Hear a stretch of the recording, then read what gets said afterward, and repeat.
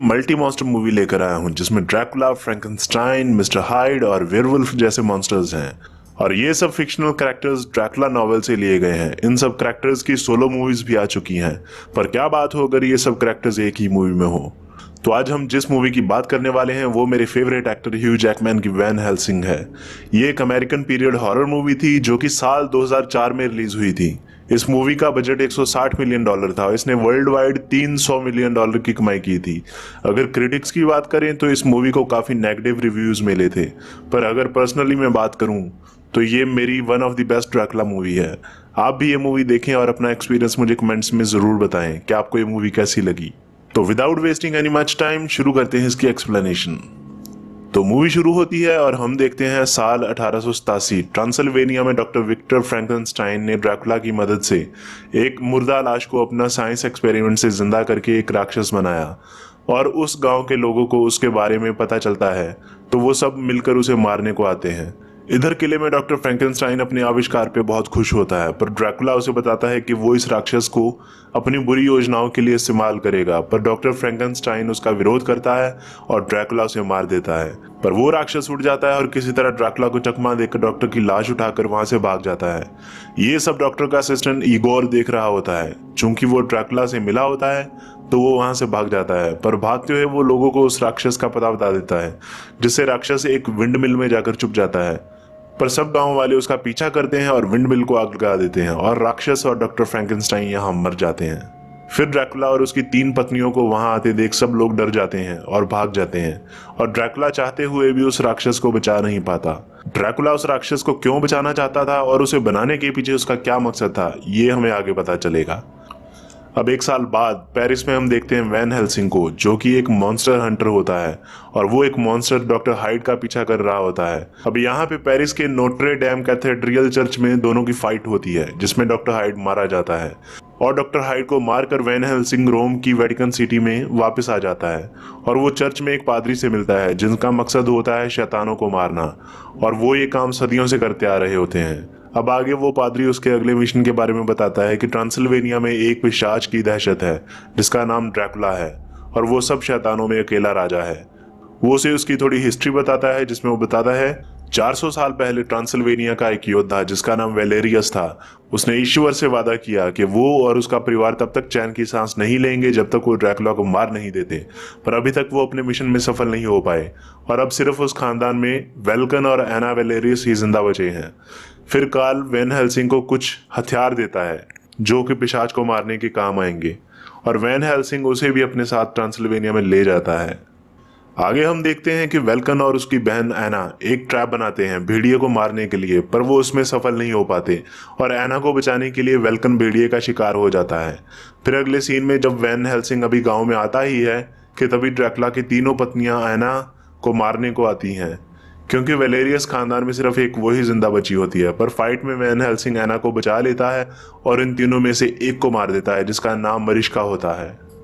फिर एना का इरादा और पक्का हो जाता है और वो अकेली हथियार लेकर ड्रैकुला को मारने जाती है, पर वैन हेल्सिंग उसे प्रोटेक्ट करने के लिए बेहोश कर देता है। जब वो जागती है तो एक भेड़िया उस पर हमला कर देता है और यहाँ पे हमें पता चलता है कि भेड़िया एक्चुअली में उसका भाई वेल्कन होता है। दरअसल इस सीन में जब ओरिजिनल भेड़िए ने वेल्कन पे हमला किया था तो वेल्कन ने उसे चांदी की गोली से मार दिया था, पर हमले में भेड़िए ने उसको काट लिया था, जिसकी वजह से ये शाप वेल्कन को लग गया और वो एक भेड़िया बन गया।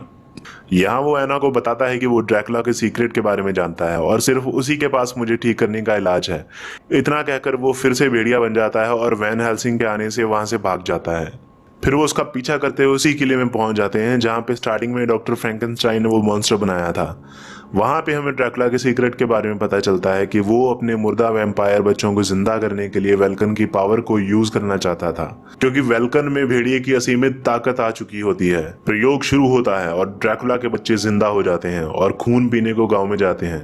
इधर वैन हेल्सिंग और ड्रैकुला का आमना सामना होता है और ड्रैकुला उसे गैब्रियल नाम से बुलाता है और उसे बताता है कि हम दोनों 400 साल से ऐसे ही लड़ते आ रहे हैं और हम दोनों का पास्ट एक ही है। वैन हेल्सिंग थोड़ा चौंक जाता है। फिर ड्रैकुला वैन हेल्सिंग को उसकी याददाश्त वापस दिलाने का ऑफर देता है, पर वैन हेल्सिंग मौका देकर एना के साथ लेकर वहां से भाग जाता है। भेड़िया उतना ताकतवर नहीं होता और ड्रैकुला का प्रयोग फेल हो जाता है, जिससे सब वैम्पायर बच्चे मर जाते हैं और एक बार फिर ड्रैकुला को हार का मुंह देखना पड़ता है। वैन हेल्सिंग और एना गलती से उसी विंडमिल में आ जाते हैं जहां फ्रैंकेनस्टाइन और उसका मॉन्स्टर मरे थे। एक्चुअली में वो मॉन्स्टर मरा नहीं होता और वो एना और वैन हेल्सिंग पे हमला कर देता है, पर उसकी बातों से पता चलता है कि एक वही जरिया है वैम्पायर के बच्चों को जिंदा करने का, और अगर वो ड्रैकुला के हाथ लग गया तो सब खत्म हो जाएगा और वो अपने बच्चे जिंदा कर लेगा। और वो उनसे कहता है कि मुझे मार दो, लेकिन वैन हेल्सिंग ऐसा नहीं करता क्योंकि उसे लगता है कि वो कोई मॉन्स्टर नहीं है बल्कि इंसान है और अभी भी उसमें कुछ अच्छाई बाकी है।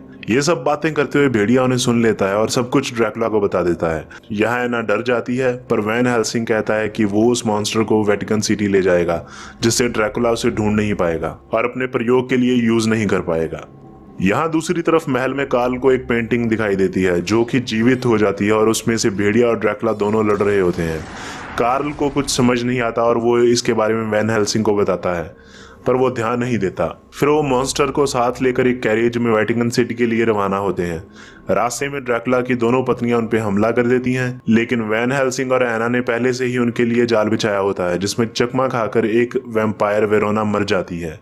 लेकिन फिर बाद में भेड़िया उन पे हमला कर देता है जिसमें वैन हेल्सिंग उसे मार देता है, पर मरने से पहले भेड़िया उसे घायल कर देता है। यहाँ ड्रैकुला की तीसरी पत्नी एना को पकड़ लेती है और ले जाती है और उनसे सौदा करती है कि अगर एना को छुड़ाना है तो उसे मॉन्स्टर को उनके हवाले करना पड़ेगा, जिसपे वैन हेल्सिंग एक शर्त पे मान जाता है कि सौदा वहां होगा जहां काफी सारे लोग हों। फिर वो एक फेस्टिवल में मिलने का प्लान बनाते हैं, पर उससे पहले वैन हेल्सिंग मॉन्स्टर को कहीं छुपा देता है और वहां जाकर एना को छुड़ा लाता है, पर पीछे से ड्रैकुला का असिस्टेंट इगोर मॉन्स्टर को पकड़ लेता है और बंदी बना लेता है और अपने साथ एक्सपेरिमेंट के लिए ले जाता है। यहाँ वैन हेल्सिंग पे भेड़िया हावी होने लगता है, पर वो सिर्फ चांदनी रात में ही भेड़िया बन सकता है जो कि 2 दिन के बाद होती है। तब तक उन्हें ड्रैकुला को ढूंढना ही पड़ेगा। फिर वैन हेल्सिंग, कार्ल और एना वापस महल में आ जाते हैं। वहाँ कार्ल को ड्रैकुला का रहस्य के बारे में पता चलता है कि कैसे वो शैतान से सौदा करके ड्रैकुला बना, और वहां उन्हें एक दरवाजा मिलता है जिसपे एना उन्हें बताती है कि हमारे पूर्वज इस दरवाजे को घंटों घूरा करते थे और हो सकता है कि ड्रैकुला के महल में जाने का ये गुप्त रास्ता हो। वो दरवाजे को गौर से देखते हैं तो उसका एक साइड का हिस्सा फटा होता है, तो वैन हेल्सिंग को याद आता है कि पादरी ने चलते समय उसे एक कागज का टुकड़ा दिया था। तो वो उस कागज को दरवाजे पे लगाता है तो दरवाजा खुल जाता है और वो सीधा ड्रैकुला के महल में पहुंच जाते हैं। वहां वो इगोर को पकड़ लेते हैं, पर मॉन्स्टर को छुड़ाने में नाकाम होते हैं और मॉन्स्टर वैन हेल्सिंग को उसके इलाज के बारे में बताता है कि भेड़िए के शाप से मुक्त होने का इलाज ड्रैकुला के पास है। तो वो सोचते हैं कि इसका इलाज ड्रैकुला के पास क्यों है। तो कार्लो ने बताता है कि जो तस्वीर उसने महल में देखी थी उसके अकॉर्डिंग अगर भेड़िया ड्रैकुला को काट ले तो वो मर सकता है, और ड्रैकुला ने इसीलिए वो इलाज अपने पास रखा होगा ताकि अगर भेड़िया उस पर कभी हमला करे तो वो उसे इंजेक्शन लगाकर उसे वापस नॉर्मल इंसान बना दे। फिर वैन हेल्सिंग जाता है मॉन्स्टर को छुड़ाने और एना और कार्ल जाते हैं इगोर के साथ उसका इलाज ढूंढने। उन्हें इलाज के लिए इंजेक्शन मिल जाता है, पर इगोर उन्हें बेवकूफ बनाकर कैद कर लेता है और वहां से भाग जाता है। एना को ड्रैकुला की तीसरी बीवी अलीरा का सामना करना पड़ता है, पर कार्ल किसी तरीके वहां से इंजेक्शन के साथ भाग जाता है। वहां दूसरी तरफ वैन हेल्सिंग मॉन्स्टर को छुड़ाने में ही वाला होता है कि ड्रैकुला की नजर उस पर पड़ जाती है और वो उसे नीचे फेंक देता है। फिर मॉन्स्टर एक बिजली के झटके से छूट जाता है और सीधा ड्रैकुला की तीसरी बीवी पे गिर जाता है जो कि एना को मारने ही वाली होती है। फिर वैन हेल्सिंग भी भेड़िया बन जाता है और उसमें और ड्रैकुला में फाइट होती है। यहाँ ड्रैकुला से बताता है कि वो तुम ही थे जिसने 400 साल पहले मुझे मार दिया था और तब से मैं शैतान बनकर ऐसे ही भटक रहा हूँ। और तभी भेड़िया ड्रैकुला पे हमला करके उसे काट लेता है जिससे वो वहीं खत्म हो जाता है और उसके द्वारा पैदा हुई संतानें भी मर जाती हैं।